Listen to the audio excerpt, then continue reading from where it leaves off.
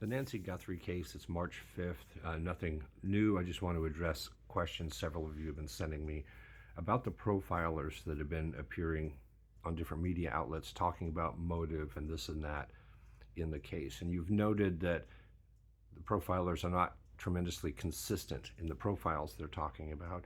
Does that mean profiling is an inexact science? You could call it inexact, actually just has a lot of play to it. But here's the key. These profilers that are appearing to media, they don't have access to the bulk of information that authorities have as far as the evidence, the returns from evidence, potential suspect list, leads, tips, things like that. They're going from the information we have. And always be cautious when one of them talks about, I heard through someone familiar with the case, because familiar with the case can mean anyone. They present it in a way that makes us think that they have someone on the inside, and that's not always the case. The error here a lot of them are doing is they're making an assumption, or they're building a profile just from what we have, and then deciding what the motive would be. And that's not usually how it works in a case like this. Now, because the FBI is involved, there are actual profilers who have no doubt worked on it. Guarantee you none of them have spoken to the media at all, nor will they speak to the media unless this case is solved along the way. Here's basically how you would do it. You wouldn't use a profile, initially anyway, to determine motive. You would start with the potential motives. What could the potential motives be?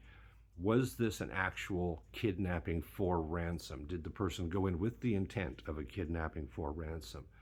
Could this be a Savannah Guthrie stalker who was going after the mother, to harm her or to lash out at Savannah in some way for rejecting them? That could still fit kidnapping with maybe ransom. That could fit the intent of doing harm just to punish, take her away.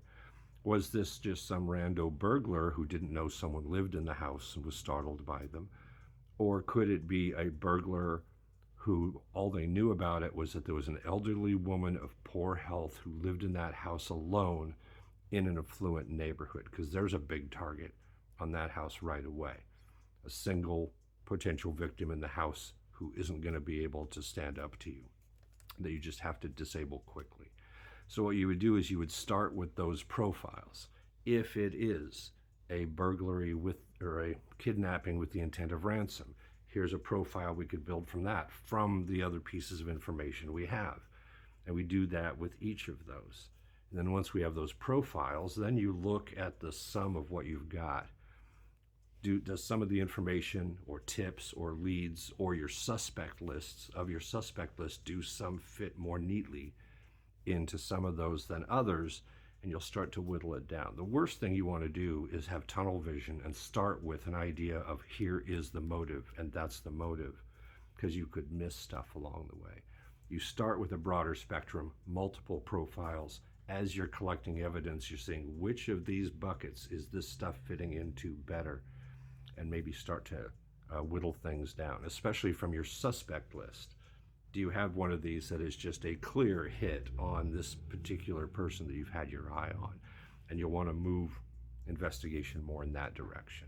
The different profiles based on motive can also give you different ideas. If this is it and this is their profile, here's what we need to go look at and clear this possibility. So it's not as simple of a thing, and this is where movies and TV kind of miss this part of it.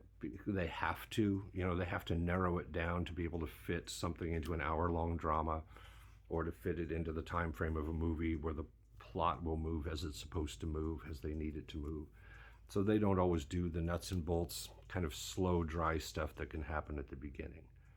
So I've said earlier on, not too much earlier, last couple videos, just because we're not hearing anything and things seem to be settling down does not mean this is a cold case. It means they're digging through the nuts and bolts on the side and following pathways here. So, yeah. So the TV profilers, it gets clicks and it gets the audience paying attention, but they're not going with anything more than what we have. That doesn't mean they're bad. It just means they're going with what is potentially out there. And even a media profiler may not do all these variations because the reporter or the network wants soundbite stuff. Let's pick one that's the most dramatic possible one, and let's go with that one because we just have time for that. So you pick the one you want to go with. When they might, if they're genuine retired profilers or currently in it, if you have them off camera, they may say, actually we have all these things, but this is the one they wanted to put on the air.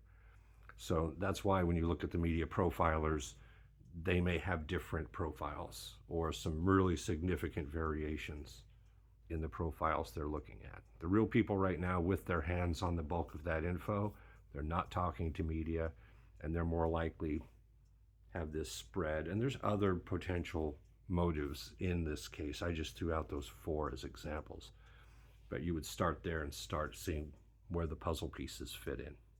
So I hope that answers those questions.